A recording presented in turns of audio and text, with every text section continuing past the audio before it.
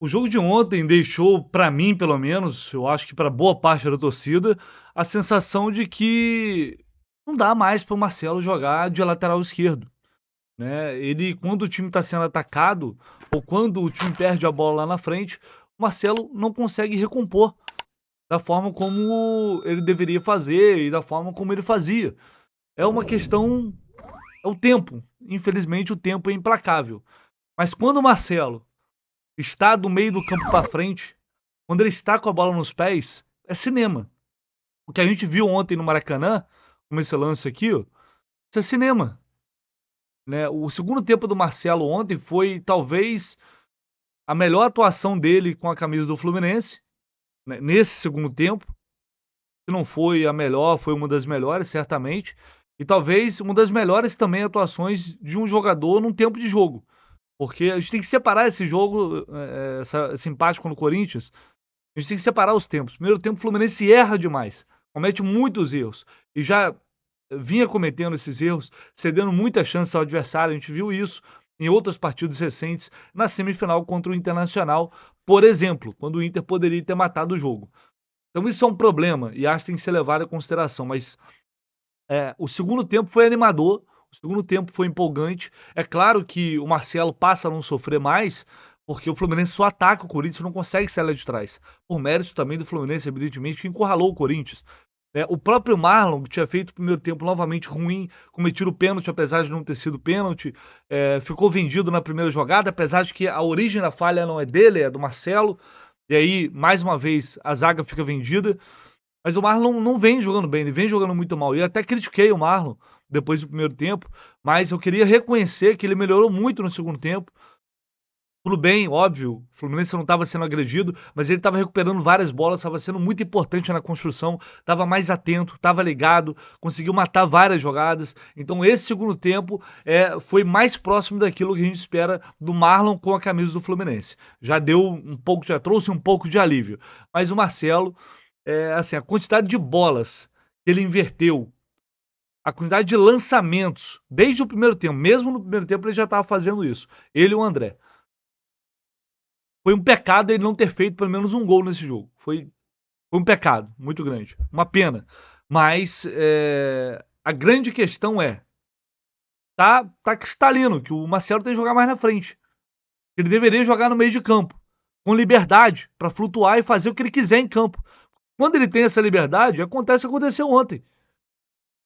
Acho que tá muito evidente isso agora. Como construir essa dinâmica com Paulo Henrique Ganso no time e ele não sai do time, a gente sabe disso. Não vai agora, e não para essa final. Com o John Kennedy também. Então, infelizmente, eu acho que a realidade é o Marcelo continuar sendo lateral esquerdo e durante o jogo ele vai cair pelo meio, ele vai se movimentar, dependendo de como tiver a partida. É a sensação que eu tenho.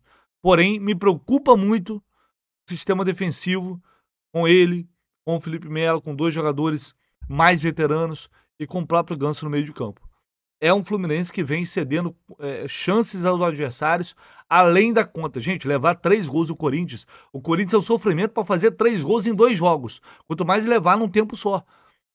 Então isso é o quê? São erros. E aí eu vou ser obrigado a concordar, com esse cidadão aqui que falou e é verdade. A gente tem que reconhecer quando o cara fala algo que é verdade. Por um acaso eu vi e eu concordo com Mauro César Pereira. Um bom jogo, tecnicamente, não tem a falha do Marcelo, não tem a bola atravessada na frente da defesa do Fluminense pelo Cano, não tem essas falhas todas que o Fluminense cometeu. Agora, é um jogo de emoção, com o placar se movimentando bastante, então é um ótimo entretenimento. Agora, tecnicamente, um jogo perfeito, um jogo de primeiríssima, as defesas não cometem tantos erros, né? Elas desafiam os atacantes têm que lutar mais para fazer um gol. Essa é uma das grandes graças do futebol. O esporte é onde você tem, às vezes, um ponto no jogo inteiro e é uma emoção absurda, né? Outros esportes, o ponto acontece a toda hora. Enfim, eu acho que o discurso do Diniz, numa semana não muito boa, porque ele agora tem dois empregos na seleção, foi um desastre lá contra o Uruguai, atuação ridícula do Brasil, assim, é um discurso meio fantasioso. Eu não sei se ele só está dizendo isso da boca para fora ou se ele acredita de fato nisso. Se ele acredita de fato nisso, é muito preocupante para o Fluminense. Porque não foi isso que ele falou. É evidente que não foi. Segundo tempo, sim, de grande imposição e tal, mas o jogo se faz de 2 etapas de 45 minutos, não só do segundo tempo. O primeiro tempo foi muito ruim. Os erros cometidos foram graves e eu falei aqui, citei o jogo do Inter, citei o jogo do Vasco, outras partidas em que o Fluminense também concedeu muitas oportunidades aos seus adversários, cometeu muitos erros defensivos, não só na saída de bola, em bolas perdidas na altura do meio-campo, com a defesa escancarada. É verdade, gente. Sim, a gente sabe que ele é um clubista descarado quando ele quer, mas ele também é um bom comentarista quando ele quer. E é o que eu falei isso, mais ou menos isso, no vídeo de mais cedo, o primeiro vídeo desta sexta-feira. Isso é verdade. Eu não acho que o discurso para dentro, interno, seja esse.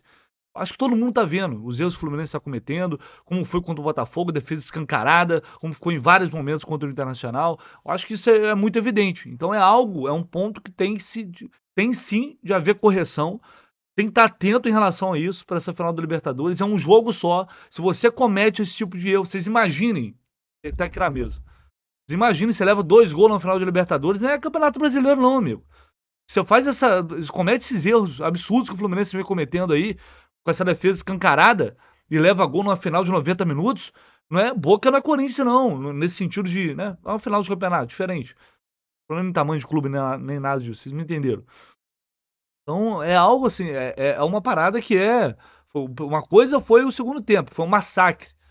Foi um massacre do Fluminense. O Marcelo humilhou. Ele humilhou. Outra coisa foi o primeiro tempo. Foram 2 tempos muito diferentes. Então não dá pra dizer que foi uma partida brilhante. Porque não foi. Não dá pra simplesmente ignorar esses erros. E aí quando a gente analisa resultado, quando a gente não analisa resultado, é isso. Mas se você chegar e fazer essa pergunta na entrevista coletiva, vai levar porrada. Mas não analisar resultado, o resultado olhando para o que foi o jogo, foi até positivo. Uma reação incrível, segundo tempo maravilhoso, mas não dá para deixar de lado o que aconteceu no primeiro tempo, pensando principalmente no dia 4 de novembro. Refletir sobre isso é fundamental para o próprio Fluminense. Claro, citar também a partida de 2 jogadores que foram muito bem ontem.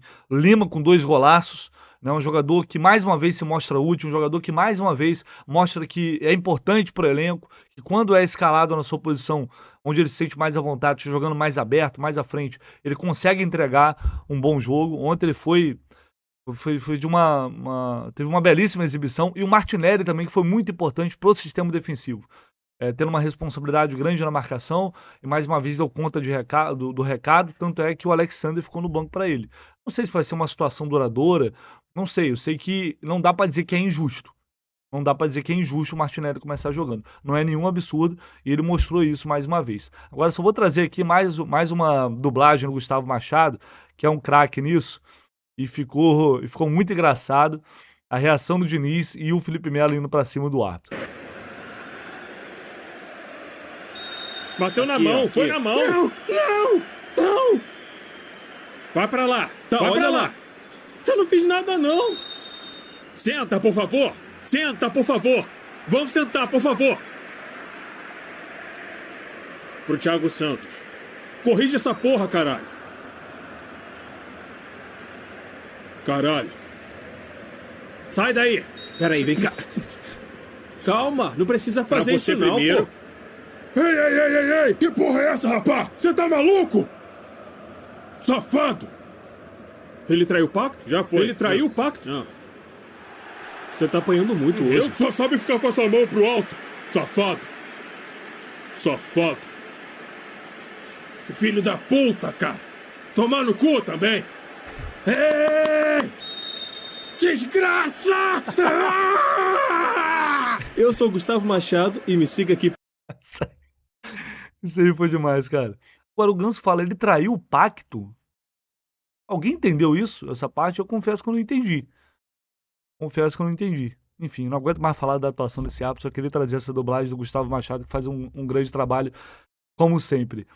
Bom, acho que é isso. Vamos agora aguardar para ver como é que vai ficar, qual vai ser o time para enfrentar o Bragantino, e estarei lá em Bragança Paulista para acompanhar, para trazer todos os detalhes direto do estádio Nabi Abichedi. Vamos com calma, tem tempo até lá, tem muito tempo até lá para corrigir esses erros, para colocar, para fazer esses ajustes. Agora não vai ter mais data FIFA, porém tem jogo direto.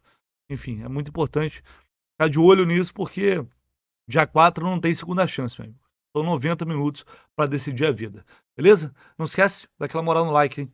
Sempre pedindo a vocês, se inscrevam aí no canal do Léo se você não está inscrito. E seu comentário também, que é sempre muito bem-vindo aqui. Tamo junto.